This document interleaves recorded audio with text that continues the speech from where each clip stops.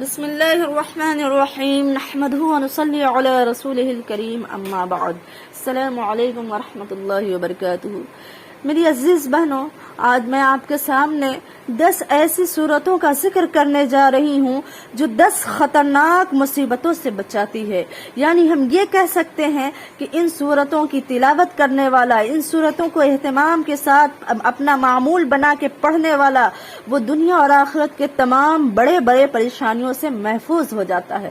اس فضیلت کو، ان صورتوں کے فضائل کو علامہ سیوطی رحمۃ اللہ علیہ نے اپنی کتاب میں ذکر کیا ہے۔ ان 10 صورت کی 10 فضیلتیں۔ نمبر 1، سورۃ الفاتحہ، یہ اللہ کے غضب سے بچاتی ہے۔ جو شخص اس کا اہتمام کرے گا تو اس پر اللہ کی غضب دھیمی پڑ جاتی ہے، اللہ کے غضب سے وہ محفوظ ہو جاتا ہے۔ نمبر 2، سورہ یاسین، یہ قیامت کے دن پیاسے رہنے سے بچاتی ہے، اور جس پریشانی سے نجات کے لیے اور جس حاجت کے مکمل ہونے کے لیے پڑھا جائے، یہ اس کے لیے کارآمد ثابت ہوتی ہے۔ لیکن شرط یہ ہے کہ صحیح طریقے سے پڑھا جائے اور اس کا وقت بھی صحیح ہو۔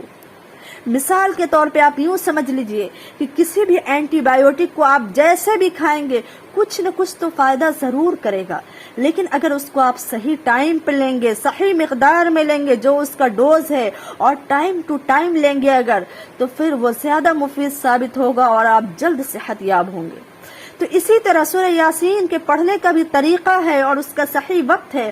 اگر اس طریقے سے کسی حاجت کے لیے پڑھا جائے، یعنی فجر کے وقت آپ اگر اس کا اہتمام کریں پڑھنے کا، اگر فجر کے وقت نہ ہو سکے تو ناشتے سے پہلے تو ضرور اس کا اہتمام کر لیا جائے، چونکہ قرآن کریم میں آتا ہے، اللہ تبارک و تعالیٰ نے ارشاد فرمایا ہے کہ ان قرآن الفجر کان مشہودا، کہ فجر کے وقت کا پڑھا ہوا قرآن اس وقت فرشتے بھی گواہ رہتے ہیں اور یہ زیادہ مشہود ہے، تو اس وقت پڑھنے کا اہتمام کریں۔ اب اگر آپ کی حاجت چھوٹی ہے، کوئی اتنی بڑی نہیں ہے، تو 1 مرتبہ اہتمام کم از کم کریں، اور اگر آپ کی حاجت بڑی ہے، پریشان ہے، بہت مشکل ہے، تو پھر 3 مرتبہ اہتمام کریں پڑھنے کا، کیونکہ عربی کا خاص مقولہ ہے العطایا بقدر البلایا، کہ آپ جتنا محنت کریں گے، جتنا گڑ ڈالا جائے گا اتنا میٹھا ہوگا۔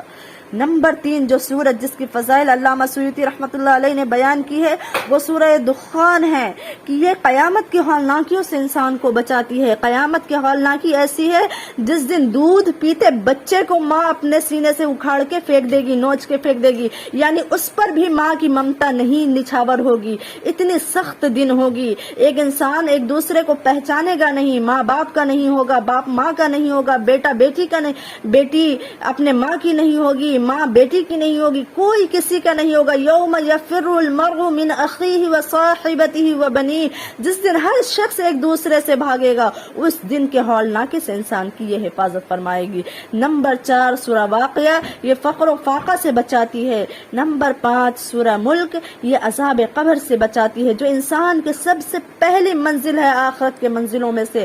نمبر 6، سورۃ الکوثر، یہ دشمنوں کی دشمنی سے بچاتی ہے۔ اور نمبر 7، سورۃ الکافرون، یہ موت کے وقت کفر سے بچاتی ہے۔ جس نے ایمان پر اپنا خاتمہ کر لیا، جس کا خاتمہ ایمان پر ہو گیا، سمجھے کہ وہ کامیاب ہو گیا۔ جس کا آخری کلمہ لا الہ الا اللہ ہو گیا، یقین کے ساتھ ہو گیا، ایمان کے ساتھ ہو گیا، تو وہ نجات پا گیا، اس کے لیے سارے مرحلے آگے کے آسان ہو جائیں گے۔ نمبر 8، سورہ اخلاص، یہ منافقت سے بچاتی ہے۔ انسان کے دل میں جو چھپا ہوا نفاق ہوتا ہے یہ اس کو دور کر دیتی ہے۔ نمبر 9، سورہ فلق، یہ حاسدوں کے حسد سے بچاتی ہے۔ آپ کے خلاف ہزارہاں لوگ پلاننگ کریں، سازش کریں، یہ سب کو اس پر پانی پھیر دے گی، کسی کی سازش ناکام، سب کی سازش ناکام ہو جائے گی، کسی کی بھی سازش آپ کے خلاف کارگر نہیں ہوگی۔ نمبر 10، سورہ ناس، یہ وسوسوں سے بچاتی ہے۔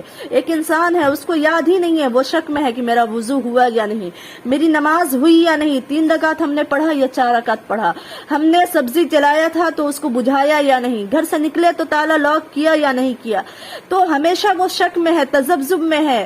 تو ایسے لوگوں کے لیے وسوسے کے لیے علاج ہے بہترین سورہ ناس کی تلاوت کرنا اور اس کا اہتمام کرنا۔ خلاصہ کلام یہ نکلا کہ دنیا کی بڑی بڑی پریشانیاں جس سے انسان تباہ و برباد ہو جاتا ہے وہ کیا ہے؟ فقر و فاقہ ہے، مٹ جاتا ہے، بالکل نیست و نابود ہو جاتا ہے۔ تو فقر و فاقہ، رزق کی تنگی ہے، یہ کس سے دور ہوگا؟ تو یہ سورہ واقعہ کے ذریعے دور ہو جائے گا۔ نمبر 2 کیا ہے بڑی پریشانی دنیا کی؟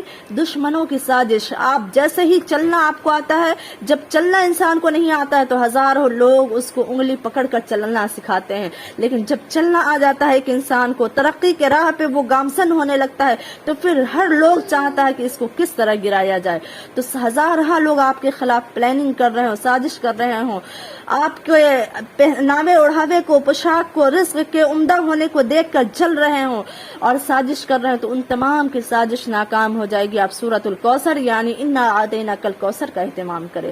نمبر 3 لوگ بہت زیادہ حسد کر رہے ہوں، آپ کے خلاف آپ کو بہت تنگ کرنا چاہ رہے ہوں، تو قرآن کریم میں آتا ہے مکروا ومکر اللہ واللہ خیر الماکرین، کہ ایک سازش لوگوں نے کیا اور اللہ ان سے بہترین سازش کرنے والا ہے۔ جب اللہ کرنے پہ آ جاتا ہے، انتقام لینے پہ، تو سب پہ پانی پھیر دیتا ہے۔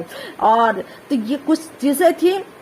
نمبر 4 سورہ یاسین یہ تمام جائز خواہشات کو آپ کی پوری کر دے گا، تو آپ کے تو دنیا کے سارے کام بن گئے، پھر آپ کی مصیبت رہی کہاں؟ اب آخرت کی پریشانی کیا ہے؟ تو وہ موت کے وقت ایمان کا نصیب نہ ہونا۔